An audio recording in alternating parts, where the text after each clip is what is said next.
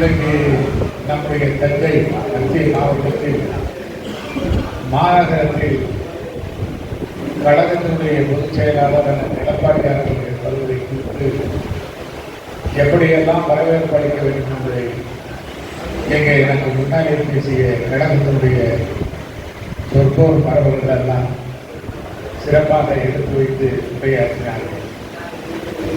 அவருடைய கருத்து அனைத்தும் இந்த சுற்றுப்பயணத்தை எப்படி வெற்றிகரமாக நடத்துவது, தஞ்சை தஞ்சை தொகுதி இந்த சுற்றுப்பயணத்தின் மூலமாக மிகப்பெரிய எழுச்சியை பெற்றது. அனைத்து இந்திய அண்ணா திராவிட முன்னேற்ற கழகத்தில் ஒரு மிகப்பெரிய எழுச்சியும் மிகப்பெரிய வெற்றியை குறிக்கக்கூடிய வகையில் ஒரு உற்சாகமான வரவேற்பும் தந்த ஒரு அற்புதமான நிகழ்ச்சியை அடிகொடுகிற விதமாகத்தான் அத்தனை பேர்களுடைய பேச்சுக்களும் கேட்டோம். காரணம் என்னவென்று சொன்னால் 2024 நடைபெறுகிற சட்டப்பேரவை தேர்தல். இந்த சட்டப்பேரவை தேர்தல் என்பது இந்த 4 ஆண்டு கால திராவிட முன்னேற்ற கழக ஆட்சிக்கு ஒரு முடிவு விதமாக அதற்கு அடித்தளம் இடுவதற்காக ஒரு 10 மாதங்களுக்கு முன்பாகவே நம்முடைய கழகத்தினுடைய பொதுச் செயலாளர் அவர்கள் 7ஆம் தேதி அன்று மேட்டுப்பாளையத்திலே தன்னுடைய பரப்புரையை துவக்கி அந்த பரப்புரையின் மூலமாக பல்லாயிரக்கணக்கான மக்களை மேட்டுப்பாளையம் சட்டப்பேரவை தொகுதியிலும் பெரியநாயக்கம்பாளையம் சட்டப்பேரவை தொகுதியிலும் அவர் மக்களை சந்தித்து தன்னுடைய ஆதரவை திரட்டி இருக்கிறார். இதற்கு பாரதிய ஜனதா கட்சியினுடைய தலைவர் இந்த கட்சியினுடைய நிகழ்ச்சியிலே நயினார் நாகேந்திரன் அவர்களும் மத்திய அமைச்சர் எல் முருகன் அவர்களும் அதே போல சட்டமன்ற உறுப்பினர் பாரதி சீனிவாசன் அவர்களும் இந்த நிகழ்ச்சியிலே பங்கேற்று சிறப்பாக அந்த சுற்றுப்பயணத்தில் அவர்களும் உரையாற்றி இருக்கிறார்கள். இந்த சுற்றுப்பயணத்திற்கு தமிழ் மாநில காங்கிரசினுடைய தலைவர் வாசன் அவர்களும் அதே போலவே ஐஜேகேனுடைய தலைவர் வாரிவேந்தர் அவர்களும் தன்னுடைய ஆதரவை தெரிவித்திருக்கிறார்கள். எனவே இந்த இயக்கங்கள் எல்லாம் தமிழ்நாட்டிலே திமுகவை வீழ்த்துவதற்கு அதிமுக எடுக்கிற அந்த முன்முயற்சிகளுக்கு அடித்தளம் விடக்கூடிய வகையில் அண்ணன் எடப்பாடியார் அவர்களுக்கு உறுதுணையாக இருந்து கொண்டிருக்கிறது.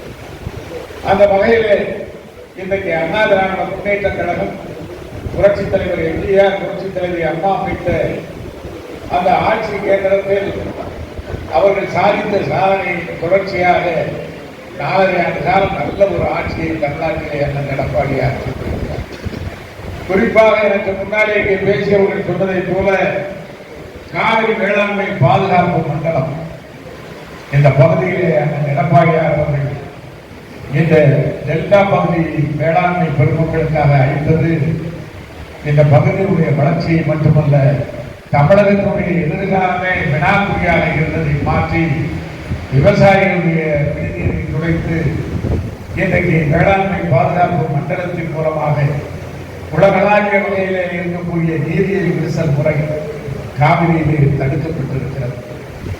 உலகத்தை அச்சுறுத்திக் கொண்டிருக்கிற முறை ஹைட்ரோ கார்பன் திட்டங்கள், அதே போலவே மீத்தேன் எரிவாயு திட்டங்கள் போன்றவற்றுக்கு இன்றைக்கு இந்த காவிரி வேளாண்மை பாதுகாப்பு மண்டலத்தின் மூலமாக மூடு விழா நடத்தப்பட்டிருக்கிறது.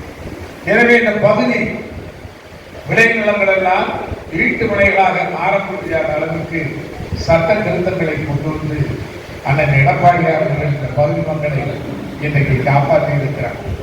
அவருக்கு வாழ்நாள் முழுவதும் இந்த பகுதி மக்கள் நன்றி சொல்வதற்கு கடமைப்பட்டிருக்கிறோம். அந்த அளவுக்கு அனைத்து இந்திய அண்ணா திராவிட முன்னேற்ற கழகம் இந்த மக்களுடைய எதிர்காலத்தை சிந்திக்கின்ற ஒரு இயக்கமாக, இந்த மக்களுக்கு தொண்டாற்றக்கூடிய இயக்கமாக இருக்கின்ற காரணத்தினால் அண்ணன் எடப்பாடியார் அவர்கள் வேளாண்மை பெருமக்களுடைய வாழ்வாதாரத்தை பாதுகாக்கின்ற தலைவராக அவர் உருவெடுத்திருக்கிறார். அதனால்தான் தொலைநோக்கு பார்வையோடு காவிரி வைகை குண்டாறு இணைப்பு திட்டம், அந்த திட்டத்தை உருவாக்குவதன் மூலம் தமிழ்நாட்டிலே 7 மாவட்டங்களை பாதுகாக்கின்ற பணியிலே ஈடுபட்டிருக்கிறார். அதே போல அத்திக்கடவு அவிநாசி திட்டம் பொதுமக்களை நீண்ட நாள் கனவு, அந்த திட்டத்தை அண்ணன் எடப்பாடியார் அவர்கள் செய்து கொடுத்ததன் மூலமாக கொங்கு மக்களுடைய அந்த வேளாண்மை அவருடைய வாழ்வாதாரத்தை அங்கே பாதுகாத்துக் கொண்டிருக்கிறார்கள். அதே போல இன்றைக்கு பாரதிய ஜனதா கட்சியோடு அனைத்து இந்திய அண்ணா திமுக கூட்டணி வைத்திருக்கிறது. பல்வேறு விதமான விமர்சனங்கள் வரலாம். ஆனால் இன்றைக்கு மத்தியிலே ஆண்டு கொண்டிருக்கிற அந்த பாரதிய ஜனதா கட்சி தான் நாம் நம்முடைய தமிழ்நாட்டினுடைய வாழ்வாதாரத்தை காப்பாற்றுவதற்கு காவிரி பிரச்சனையிலே அங்கே மேகதாது அணை அங்கே கட்டுவதை தடுப்பதற்காக நாடாளுமன்றத்தை 23 தினங்கள் அனைத்து இந்திய அண்ணா திராவிட முன்னேற்ற கழகத்தினுடைய மாநிலங்களவையிலே மக்களவையிலே அனைத்து இந்திய அண்ணா திமுக நாடாளுமன்ற உறுப்பினர்கள் உழைக்கிறார்கள். அதற்கு அன்றைக்கு பாரதிய ஜனதா அன்றைக்கு ஒத்துழைப்பு நல்கியது. அன்றைக்கு காவிரியை காப்பாற்றுவதற்கு மேகதாதுவிலே அணை கட்டாமல் தடுப்பதற்கு அதிமுக போராடிய போது அதற்கு ஒரு மிகப்பெரிய எதிர்ப்பை செய்யவில்லை. ஆனால் இன்றைக்கு தமிழ்நாட்டிலே இருந்து நாடாளுமன்ற உறுப்பினர்கள் தேர்ந்தெடுக்கப்பட்டிருக்கிறார்கள். அவர்கள் எல்லாம் இன்றைக்கு இந்த தமிழ்நாட்டிலே இன்றைக்கு காவிரி பிரச்சனை மட்டுமல்ல, வேறு ஏதாவது பிரச்சனைகளுக்காக டெல்லியிலே குரல் கொடுக்கிறார்கள்.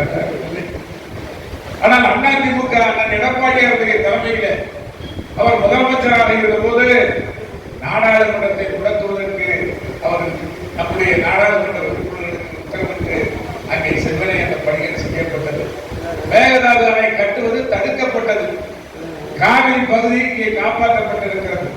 ஆனால் மீண்டும் இன்றைக்கு காங்கிரஸ் ஆளுகின்ற அந்த கர்நாடக மாநிலத்திலே சிவகுமார் என்ற துணை முதலமைச்சர் அங்கே சொல்லுகிறார், நாங்கள் மேகதாதுடைய அணையை கட்டுவோம் என்று சொல்கிறார். ஆனால் இன்றைக்கு திமுக வாய்மொழி மௌனியாக இருக்கிறது.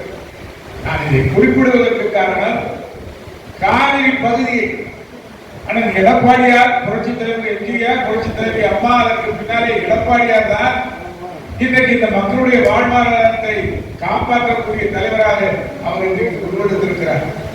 ஆனால் திமுக இன்றைக்கு ஆட்சியில் இருக்கிறது, அதற்குரிய நடவடிக்கைகளை எடுக்கவில்லை. எனவே இந்த பகுதிக்கு அண்ணன் எடப்பாடியார் வருகிற போது அவருக்கு ஒரு மிக பிரம்மாண்டமான வரவேற்பை தந்து, இதுவரை தஞ்சையிலே இது போன்ற ஒரு பிரம்மாண்ட வரவேற்பு நடந்ததில்லை என்று சொல்லக்கூடிய அளவிலே, பேசக்கூடிய அளவிலே நம்முடைய கழகத்துடைய நிர்வாக பெருமக்கள் அனைவரும், மாநில நிர்வாகிகள், மாவட்ட நிர்வாகிகள், ஒன்றிய பகுதி கழக நிர்வாகிகள் எல்லாம் தங்களுடைய பணிகளை ஒருமுகப்படுத்தி இந்த 22, 23வது நாள் சுற்றுப்பயணத்தை நாம் வெற்றிகரமாக நடத்துவதற்கு நம்முடைய இந்த 2 சட்டப்பேரவை தொகுதிகளிலும் சுவர் விளம்பரங்களை எழுத வேண்டும். அதே போல சுவரொட்டிகளை ஒட்ட வேண்டும். அந்த சுவரொட்டிகள்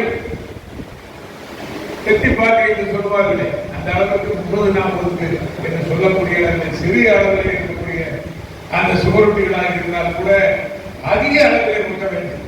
சிறிய சுவர்கள் இருந்தால் கூட எடப்பாடியார் வருகிறார், பேசுகிறார், முழக்கமிடுகிறார் என்றெல்லாம் நாம் சுவர் விளம்பரங்களை நாம் செய்ய வேண்டும். அதே போல அந்த சுற்றுப்பயண வழி நெடுகிலும் நம்முடைய சுவரொட்டிகள் அனைத்தும் எழுதப்பட வேண்டும். அந்த பணிகளை எல்லாம் நாம் செவ்வனை செய்து இந்த சுற்றுப்பயணத்தை வெற்றிகரமாக முடிக்க வேண்டும். அதிலும் குறிப்பாக இந்த பகுதியினுடைய கழகத்தினுடைய ஊற்றுக்காலாக நிகழ்ந்த என்னுடைய மறைந்த என்னுடைய நண்பர் அருமை சகோதரர் தங்கமுத்து அவர்களுடைய சிலை திறப்பு விழா. அவர் என்னோடு சட்டப்பேரவையில சட்டமன்ற உறுப்பினராக இருந்தவர், பழகுவதற்கு இனிமையானவர், நல்ல நண்பர். அவருடைய மறைவு வருத்தத்துக்குரியது, துரதிருஷ்டவசமானது என்று சொன்னாலும் கூட இந்த தஞ்சை மாவட்டத்தில் அவருடைய கடற்பணி என்பது அளவிட முடியாத ஒன்று. அந்த அளவுக்கு இந்த இயக்கத்திற்கான உழைத்த ஒரு நல்லவருக்கு சிலை திறப்பு விழாவிலே கலந்து கொண்டு எடப்பாடியார் அவர்கள் சிலை திறப்பை நடந்திருக்கிறார்கள். அவர் வருகின்ற இந்த சாலை வழிகளிலே வருகின்ற அந்த அவருடைய ரோட் ஷோ என்று சொல்லக்கூடிய அமைப்பு என்று சொன்னாலும், பொதுக்கூட்டம் என்று சொன்னாலும், அல்லது சிலை திறப்பு விழா என்று சொன்னாலும், அத்துறையிலும் பெருவாரியாக பல்லாயிரக்கணக்கில் நம்முடைய கழக செயல் மரபுகள், செயல் வீரர்கள், வீராங்கனைகள் எல்லாம் பங்கேற்று இந்த மாவட்டம் புதிய எழுச்சியை பெற்றுவிட்டது.